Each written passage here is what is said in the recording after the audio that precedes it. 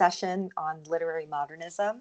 I'm Rihanna, and I am a second-year English DPhil here at Oxford. I'm studying Virginia Woolf and the Hogarth Press, and within that, I'm examining material and print culture within the 20th century.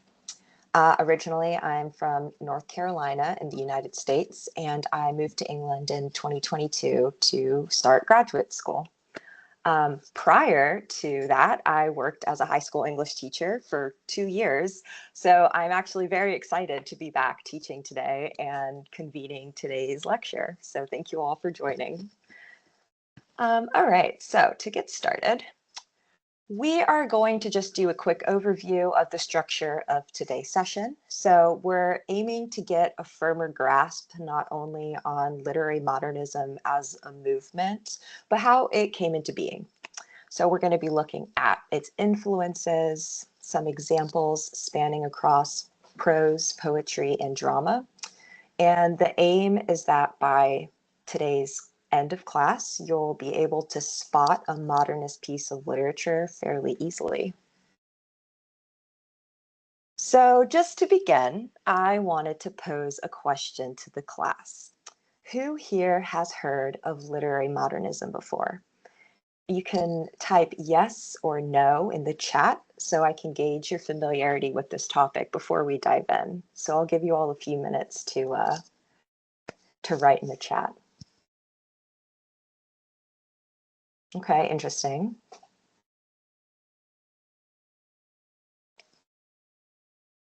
Okay.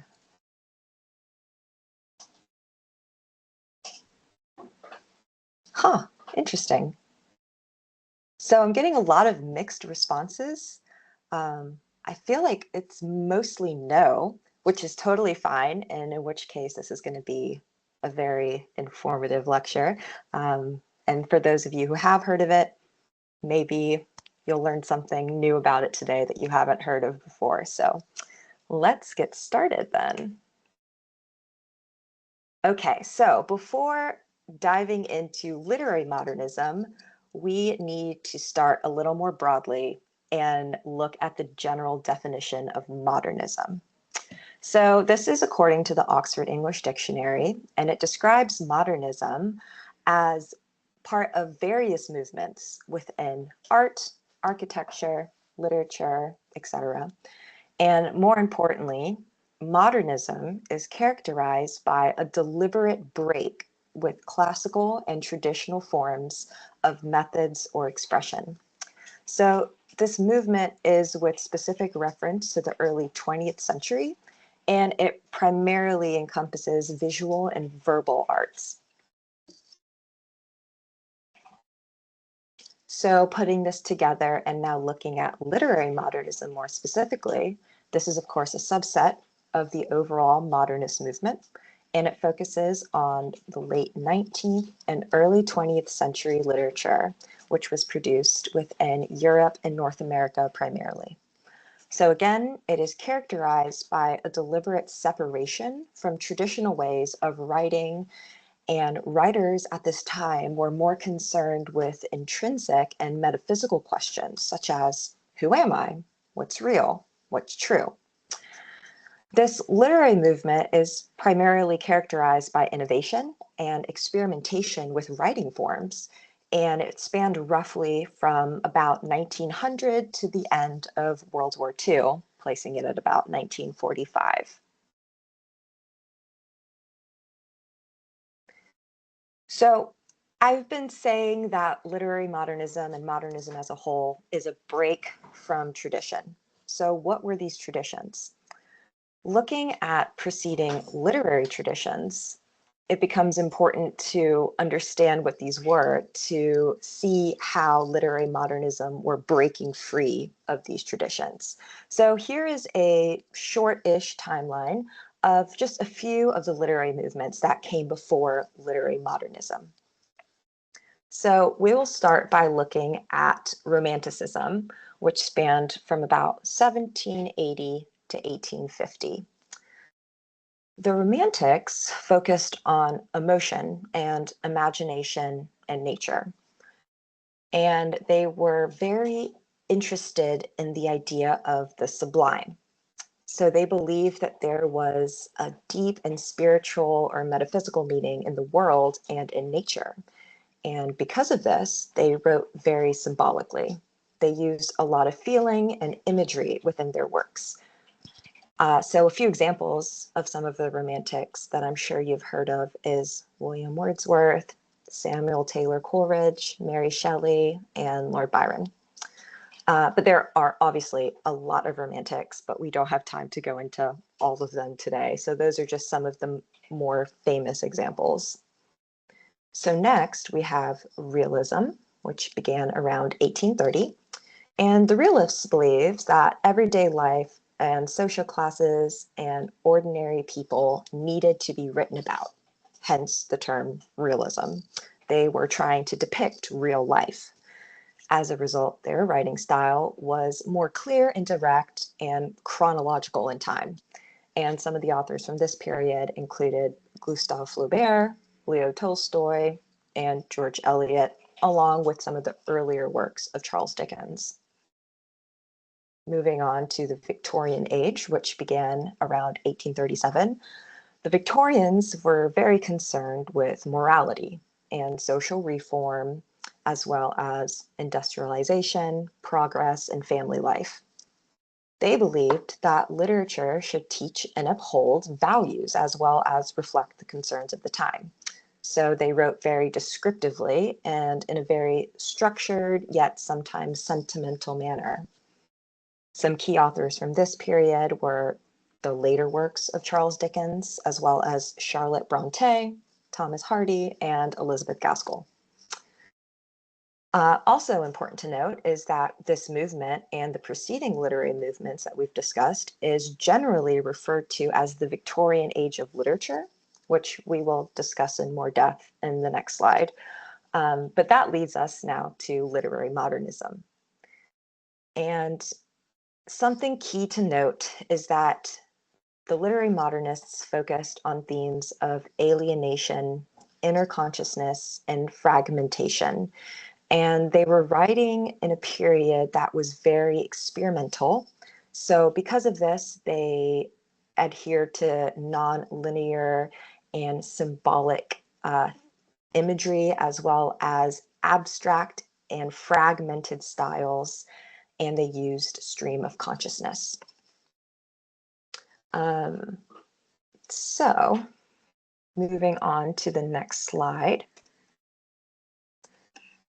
So now comparing the Victorian age of literature, which, as I said, encompassed all these literary movements we just discussed, we are going to be looking at the differences between that period and the modernist period.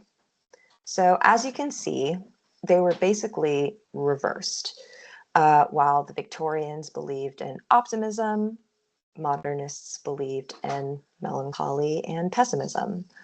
While Victorians had a blind faith in God, modernists had a loss of faith.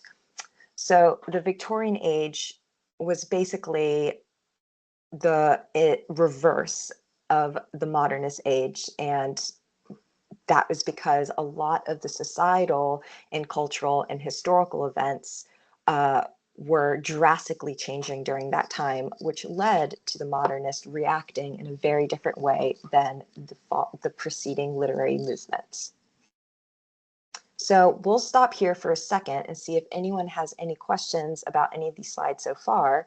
And if not, then we're going to do a little test to see if you can pick out modernist literature versus non-modernist literature.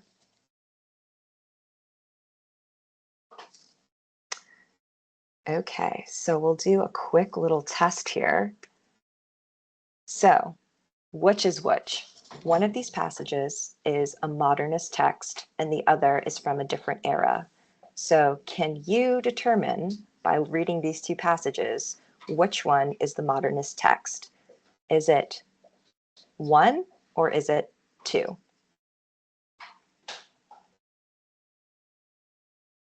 And as people are reading this and putting in their answers, I did see someone had a question about the difference between objective and subjective. So that's a great question. So if something is objective, is usually truth, it's based in fact. Whereas if something is subjective, it is more so your opinion on something, if that makes sense.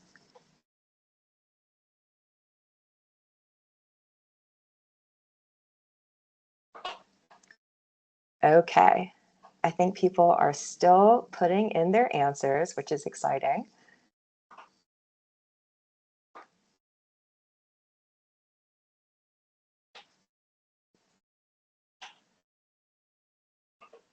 Okay, interesting. We're getting a pretty good mix between 1 and 2.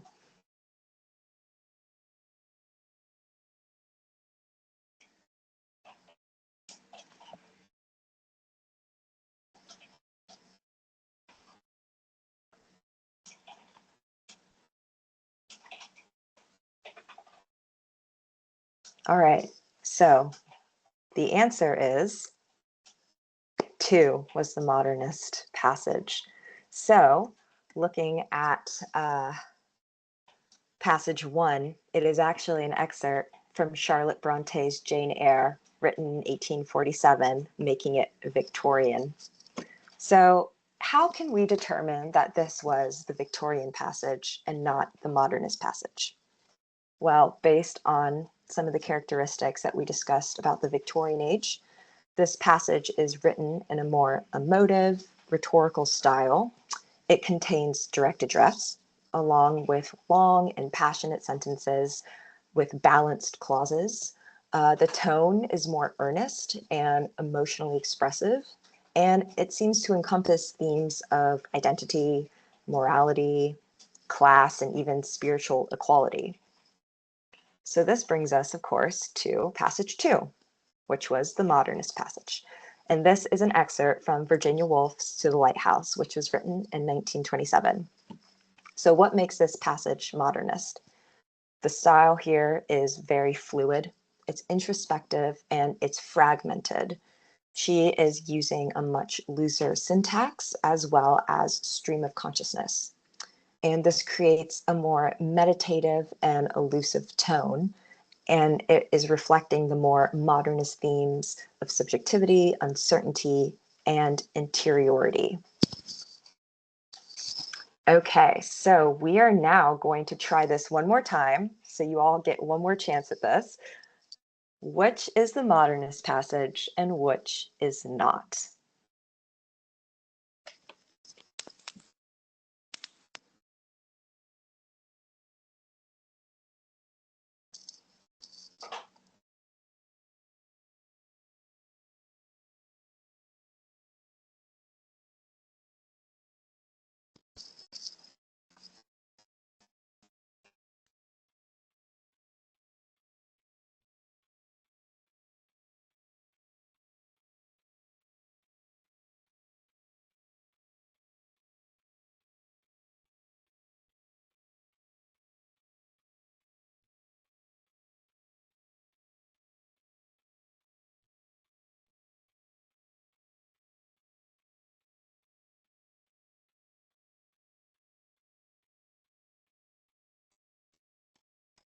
Okay, I'm seeing almost an overwhelming response for 1. And congratulations to you all. You are correct. 1 is the modernist passage. And it is, I think someone actually wrote this in the chat, and you're correct. Uh, this is an excerpt from James Joyce's Portrait of the Artist as a Young Man, written in 1916. And he is using a lot of the themes and forms of modernism. So we have stream of consciousness, and we have almost a type of existential crisis happening here, as we have this protagonist named Stephen Daedalus, apparently, right? As he's writing his name, he ends up spiraling through a simple act of writing one's name into a sort of philosophical expose on his place in the vast, disorienting world. There is a use of free indirect discourse that's paired with fragmented interiority, which is heightening some of the uncertainty in this tone. And it's also drawing attention to themes of the self and how the self can be constantly evolving and changing, which is a quintessential theme of modernism. So excellent job, everyone. That was fantastic. You almost all got that correct. So, which leads us to the second passage, which was from the Romantic era. And this was from William Wordsworth's poem Tintern Abbey, which was written in 1798. And what makes this from the Romantic era is the use of lyrical form. It's written in blank verse and it has a rhythmic regularity. The tone is very spiritual and meditative, and he's exploring themes of the sublime in nature, which was a trope of the Romantic era. So yeah, wonderful job. All right, so clearly modernist literature was very different from anything that came before it. So this, of course, is leading to the question, how did this come about? Well, leading up to literary modernism were some key historical events which greatly influenced the movement's development. The most prevalent of these are the Industrial Revolution, followed by the rise of capitalism and World War I. Starting with the Industrial Revolution, modernists felt that the old way of writing, such as realism and romanticism, no longer reflected the rapid technological and social changes that were spurred by this revolution. Some of the innovations were the creation of railways and factories, as well as the development of mass production. Because of these new technologies, urbanization became more prevalent, which means more people moved from rural farmlands into a city. And this resulted in essentially a breakdown of traditional rural life and values that went along with it, such as lifestyle. So because so many people were mass migrating into cities, it led to issues such as overcrowding. But at the same time, because so many people were living in cities, it also created a sense of anonymity. This challenged older beliefs and progress, as well as religion and social order, because there was such a large influx of diverse people who were moving and living in a very small space like never before. So a lot of the modernist writers began to question reality and identity and the role of art within these new social structures of technological progression and change.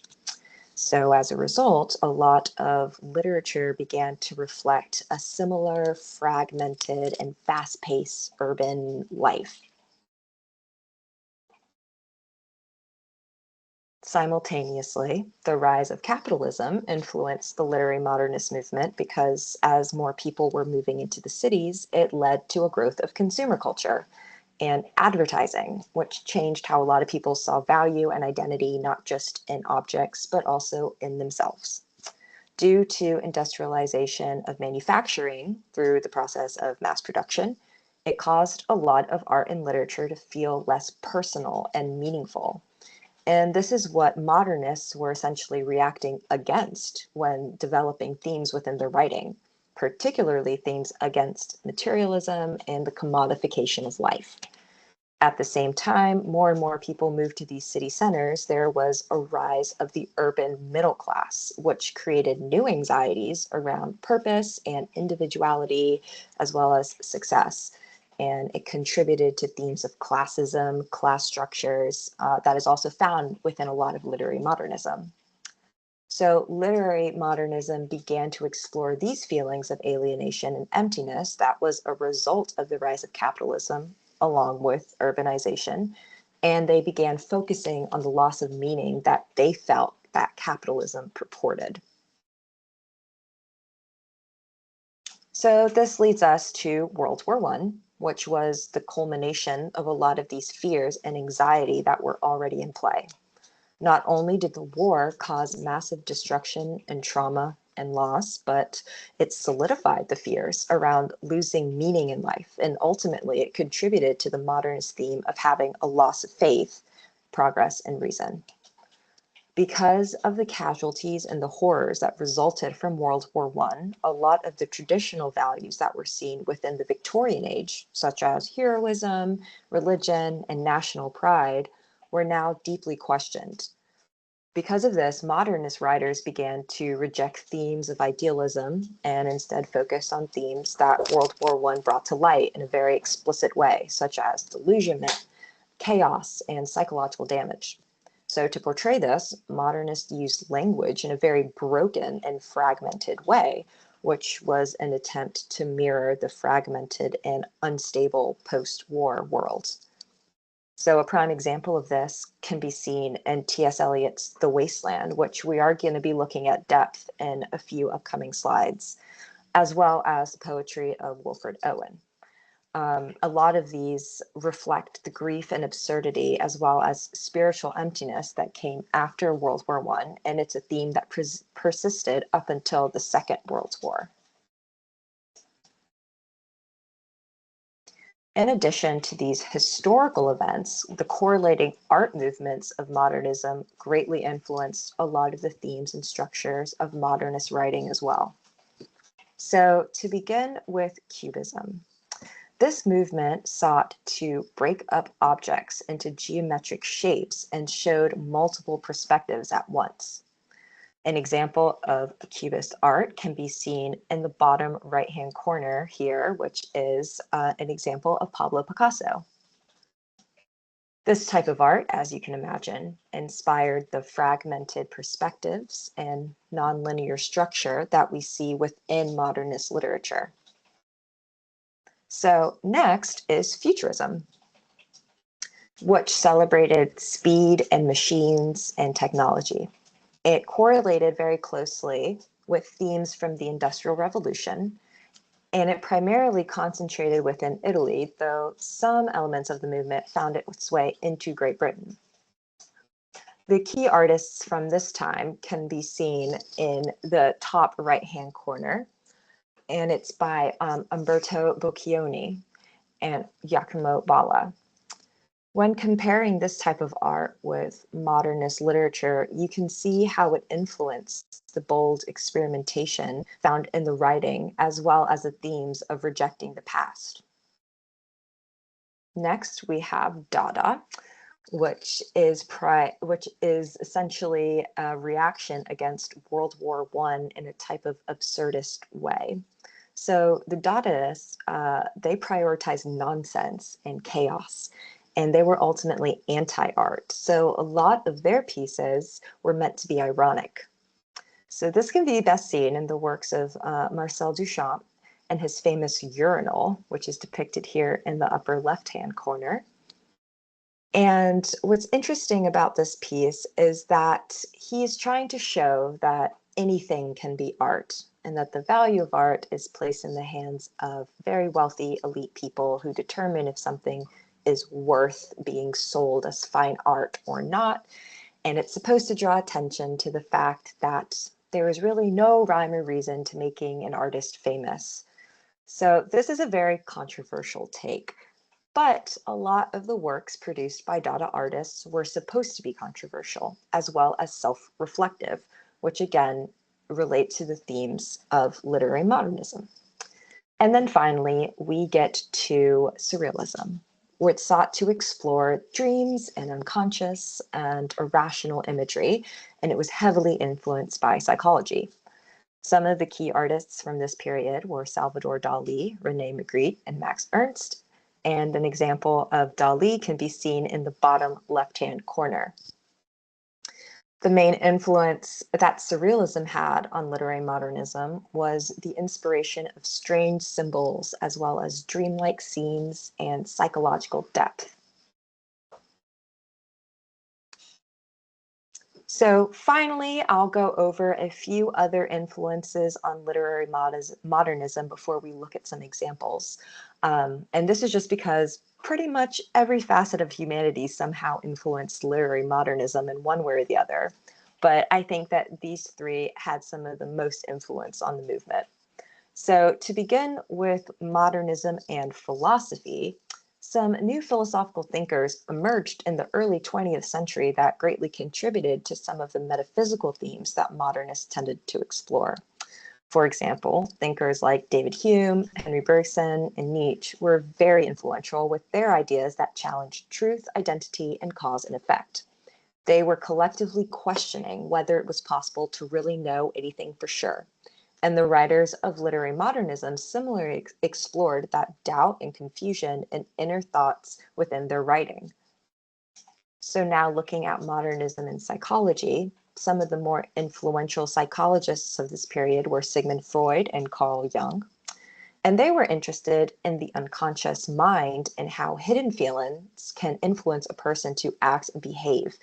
So it was very important to understand it in order to understand one's overall psyche. Modernist writers were trying to similarly show how the mind really works, which is why there is such a focus on the internal self and inner monologue, as well as stream of consciousness. And then finally, STEM had quite a large impact on literary modernism as well through the works of Albert Einstein, and in particular, his theory of relativity. This theory essentially challenged the idea of fixed time, space, and objective reality, which of course inspired the fragmented narratives and multiple perspectives, as well as nonlinear timelines within literary modernisms. So writers began exploring the subjectivity of time and the uncertainty and abstract structures that such a subjectivity creates. Okay, I know that was a lot. However, hopefully that gave you a good overview as to how literary modernism came to be and some of its main influences. And I think this would be a good point to ask if anyone has questions about any of this as before we move on to looking at some examples of literary modernism. So does anyone have any questions or need clarification on anything? Okay, then we will now move on to some examples. Okay, so just a quick refresher before we start looking at this. The characteristics of literary modernism, as we've already covered quite a bit, is that they use a lot of stream of consciousness to show inner thoughts, as well as fragmented narratives, a focus on subjectivity, themes of alienation and disillusionment, experimentation with language, and doubt in absolute truths or fixed meanings. So I know this is probably a lot to take in. So I think if you were to take away one characteristic of literary modernism, it would be the use of stream of consciousness. This is because the stream of consciousness relates to all of these other characteristics. And you can't really have fragmented narratives or experimentation with language without using the stream of consciousness style. So I think just knowing that that is the main characteristic of literary modernism will take you very far when learning about this in more depth in the future. Okay, so we are now going to be looking at 3 examples of 3 different forms of modernist literature. The first is going to be modern poetry. So for those of you who have studied poetry in the past, it will become very clear that modern poetry does not follow any of the rules of traditional poetry that you may have previously studied. And this is intentional. The whole point of modern poetry is an attempt to break away from tradition, and that includes traditional rhyme and meter and structure. So because of this, modernist poets primarily used free verse and unusual structures to develop their poems. And of course, they focused on fragmentation, disillusionment, and inner experiences to craft their narratives. Very famously, modern poetry uses a lot of imagery as well as symbolism. So if you have ever read a modernist poem, you might have encountered a list of annotations at the end that were longer than the poem itself. And that is because every word that is being used has some sort of connection or meaning to something else. Because of this, modern poetry is said to be incredibly dense and very hard to understand without knowledge of each of these references being made. However, we are going to be looking very briefly at an opening line of one of the most famous modern poems of the period, and we will attempt to dissect it together. So, we are going to be looking at the first few lines of T.S. Eliot's The Wasteland, written in 1922, so a few years after the end of World War I. The title of this section is called The Burial of the Dead, and that is also included in the analysis of this poem, so keep that in the back of your mind. Okay, I'll read this very quickly. He writes, April is the cruelest month, breeding lilacs out of the dead land, mixing memory and desire, stirring dull roots with spring rain. Okay, so unless you have read this poem before, you probably have no idea what's going on, and that's completely fine. However, given some of the things that we have discussed about the influences of modernism, as well as the little information that we do have, such as that it was written a few years after World War I, does anyone have any guesses about what these first few lines are trying to convey? You can type a response in the chat and we can discuss that, or if not, we can move on to looking at the context of this poem in order to understand it a little bit better.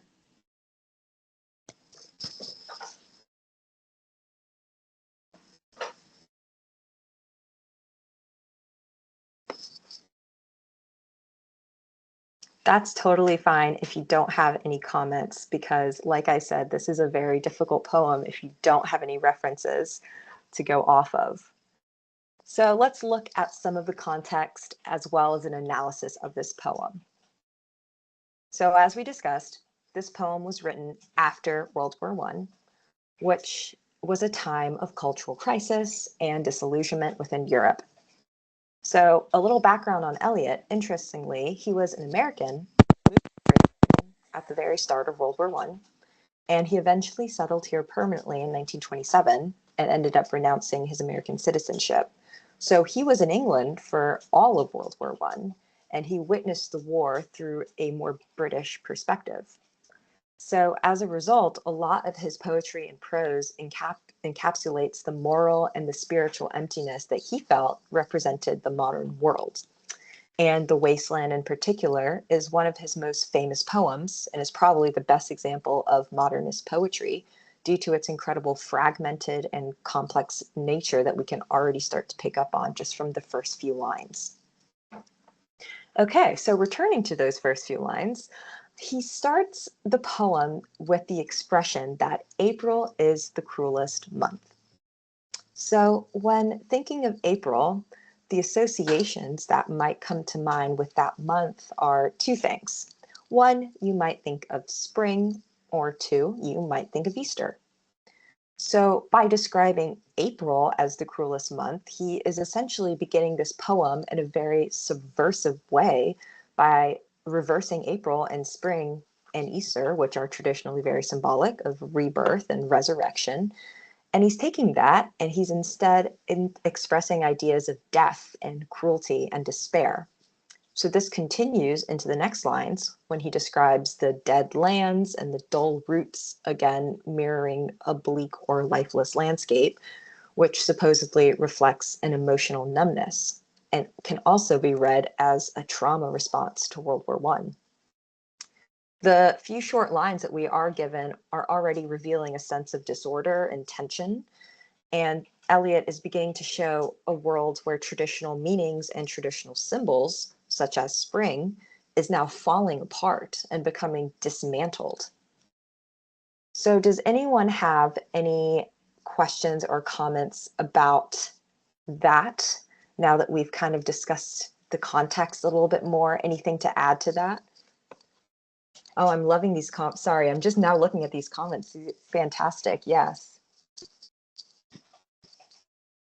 Yeah, yeah, you're absolutely right.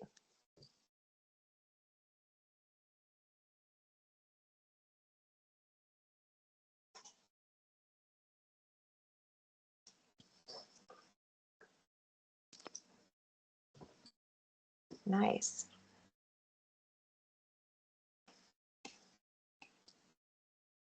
Awesome. So we will move on to the next part, which is going to be modern drama. So modernist drama, similarly to modern poetry, was breaking away from realistic dialogue and traditional plot structure, as you can expect. And it's instead exploring ideas of isolation, alienation, and the absurdity of existence. This plays into Dadaism a bit more, as well as philosophical ideas regarding the meaning of life, if life has meaning at all, so they say. But to convey these themes, a lot of these plays use a lot of minimal sets, and the scripts themselves were full of symbolism as well as non-linear timelines. They were often questioning the meaning and identity, as well as communication itself, which was greatly influenced again by the World Wars, as well as the advent of modern psychology. So important English drama falls into three categories or phrases. The first phase is marked by plays of G.B. Shaw and John Galsworthy. And many of these plays were social dramas, which were modeled on earlier Victorian plays of Henrik Ibsen. The second phase are primarily Irish plays from authors like W.B. Yeats and Samuel Beckett. And then the third phase revolves around themes of literary modernism like trauma, a post-World War, and fear of the unknown, and is made up of playwrights like T.S. Eliot and Christopher Fry. So now we're going to be looking at an example from Samuel Beckett's most famous play, Waiting for Godot. It was written in 1952, which is important to note because this was written not after one, but two World Wars. And the Second World War influenced some of the later modernist writing and the themes that they focused on in a little different ways, as you can probably tell when we'll go through the context of this poem or this drama. Also worth noting is the setting of this play, which is incredibly bare, and how this is again encapsulating a key characteristic of modern drama. So let me read this very quickly out. Okay, Act 1, a country road, a tree, evening. Estragon, sitting on a low mound, is trying to take off his boot. He pulls at it with both hands, panting. He gives up, exhausted, rests, tries again. As before. Enter Vladimir. Estragon, giving up again. Nothing to be done. Vladimir, advancing with short, stiff strides, legs wide apart. I'm beginning to come round to that opinion. All my life I've tried to put it from me, saying, Vladimir, be reasonable. You haven't yet tried everything. And I resume the struggle. He broods, musing on the struggle, turning to Estragon. So, there you are again. Estragon, am I? Vladimir, I'm glad to see you back. I thought you were gone forever. Estragon, me too. Okay, so we are probably going to need a little bit more background information before we analyze this. So looking at some context of this play, this was from the very first scene of the play. We are introduced to two main characters, Estragon and Vladimir, who are waiting on some unnamed, lonely country road for someone named Godot. How do we know they're waiting for Godot? It's the title of the play.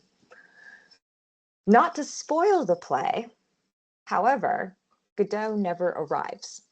So the entire play encompasses these two main characters talking to each other as they are waiting for Godot. At first, the conversation is very casual, but then it quickly spirals into a repetitive and deep exploration of the themes of existence and routine and uncertainty.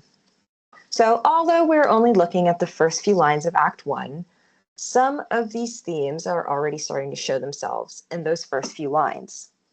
So take, for example, the opening line, nothing to be done.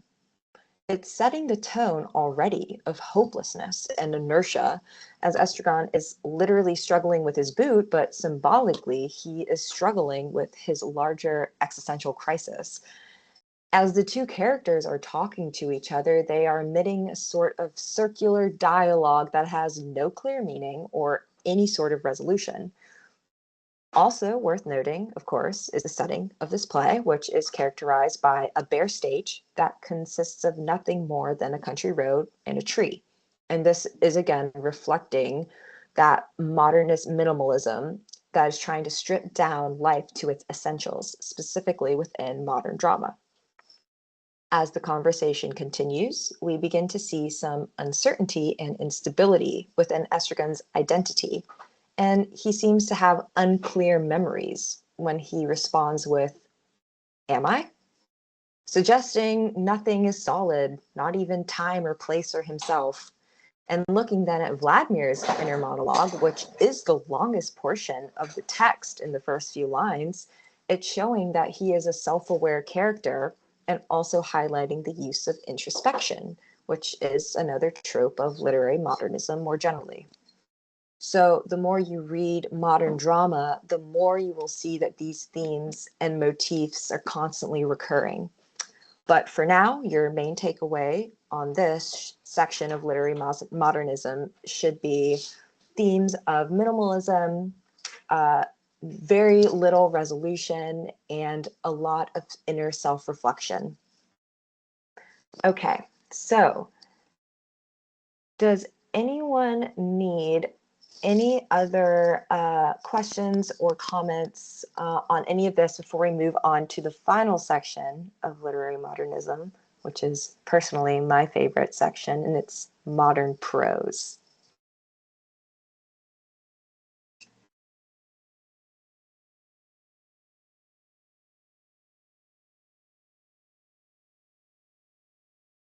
Okay, so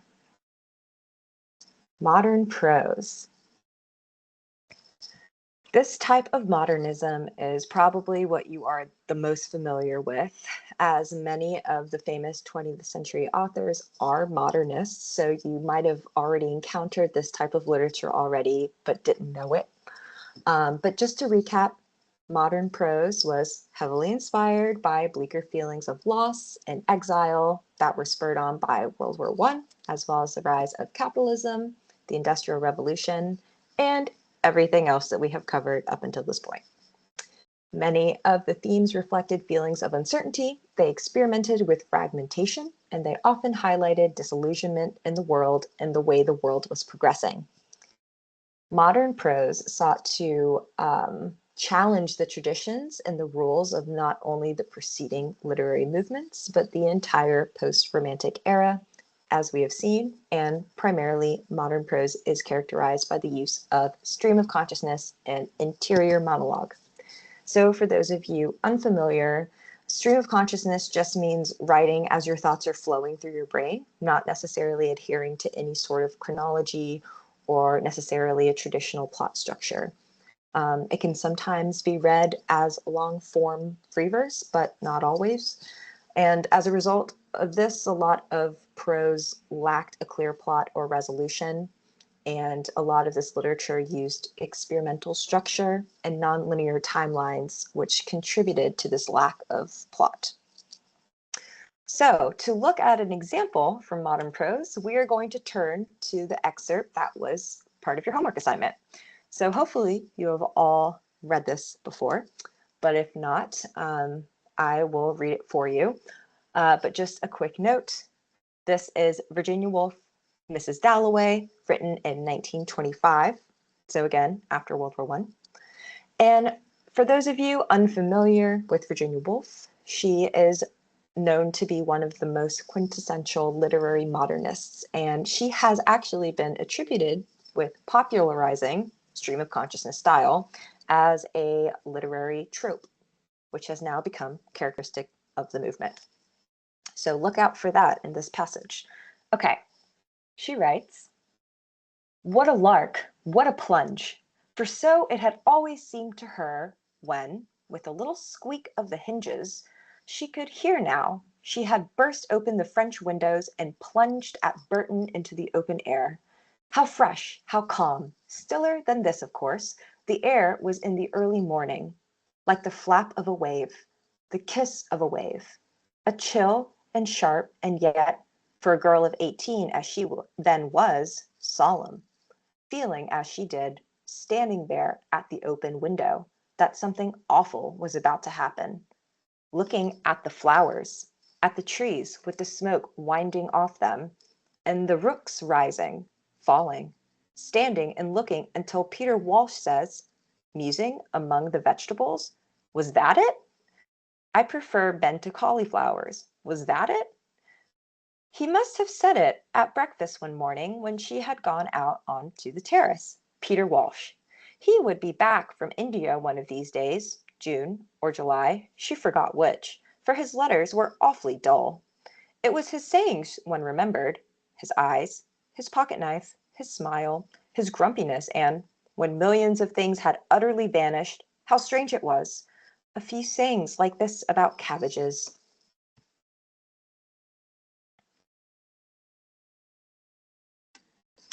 Okay, so looking now at the context of this passage, for those of you who have not read Mrs. Dalloway, this is taken from the very, very beginning of the book, where Woolf is depicting the main character named Clarissa Dalloway as she is walking through London on a June morning to buy flowers for a party that she's hosting later that evening. But instead of telling the story in a straightforward narrative, Woolf takes us inside Clarissa's mind.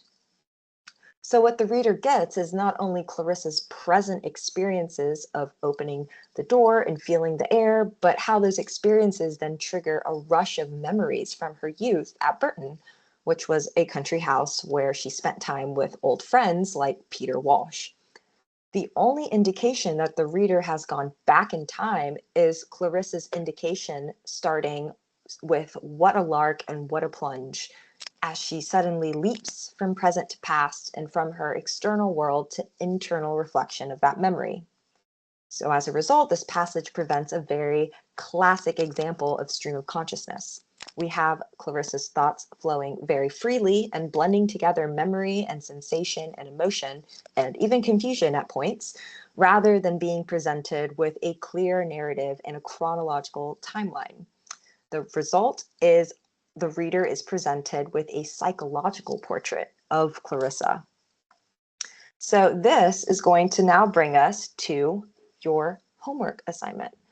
So does anyone have anything that they would like to add that they responded with to these questions from your homework? So this is essentially what I was looking for when I asked these questions. But if you have anything that you said differently or anything you'd like to add, I would love to hear it if you want to write it in the comments.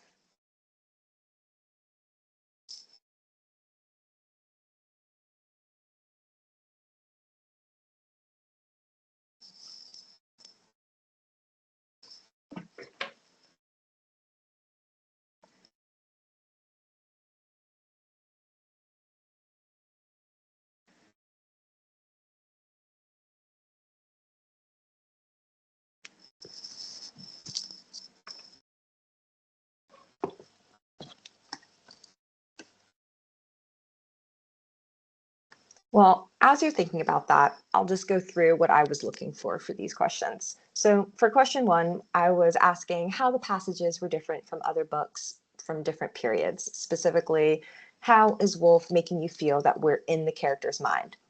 So as we discussed, the fluidity between Clarissa's thoughts and memories and her present and external surroundings creates a non-linear timeline and a fragmented narrative, which helps position the reader in the space between past and present and internal and external. And then for question two of why do you think modernist writers experimented with form and style? I was looking for answers discussing some of the influences that we talked about. So how writers were responding to a changing and uncertain world, the progress of science and technology, or experimenting with new forms as they were trying to show complexity of real thought and feeling. and to reflect a world that they felt was no longer stable. So again, if anyone would like to add to this or they had anything else that they wrote in response to these, I'd love to hear it.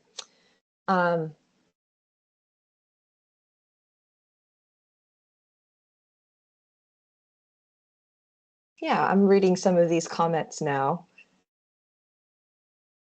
Interesting.